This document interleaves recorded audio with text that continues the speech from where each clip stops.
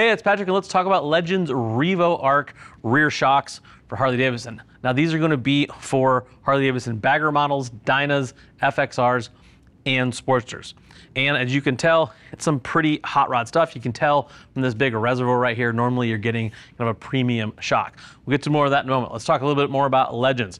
Legends has been around for quite some time, the suspension game, specifically kind of focusing on Harleys, and they are made right here in the United States, actually made right in Sturgis, South Dakota. This is their flagship. So if you're looking, if you're a performance bagger guy, you're a stunt guy, you're a wheelie guy or girl, you're going to want something like this because of the features. That big feature up here that everybody sees on a shock and kind of immediately equates to performance, that's because there is a nitrogen bladder in here. What that does is that it helps that fluid in the shock, that when the shock is moving up and down aggressively, so if you're riding aggressively or something like that, and the piston is moving up and down fast in there, it doesn't let the oil that's in the shock aerate, meaning it doesn't let bubbles get in there, because you want that fluid to be nice and solid.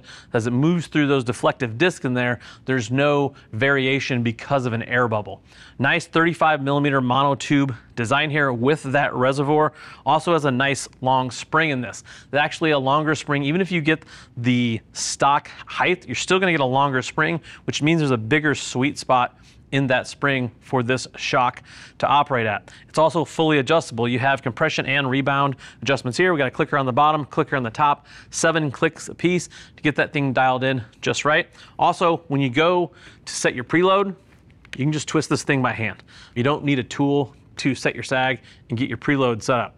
Another nice thing when you go to install these, spherical bearings. So a lot of times if you have a shock and it's just a steel piece here, when you go to bolt this on, if it's not lined up just perfect, if it's kicked to the side just a little bit like that, the shock will actually be in a little bit of a bind.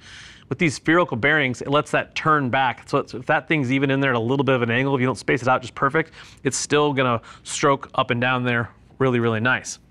Have some options with this. You see, this is a pretty fancy one. This is a gold finish. They have a gold, black, and a clear finish, and these are all clear, these are all anodized aluminum. So you have this gold color, a black color, and a clear, which is just a raw aluminum color. Also available in 13 and 14-inch lengths, and available in different spring rates. So you have a standard one and you have a heavy duty spring. So if you ride aggressively, something like that, you're gonna want the heavier spring, or if you're a 2-up rider or you ride really loaded down, the heavier spring is probably gonna be what you want. As far as pricing, this is top of the food chain stuff, so you're gonna pay a premium price, and it's $1,300 or $1,400 depending on what option of shock you want.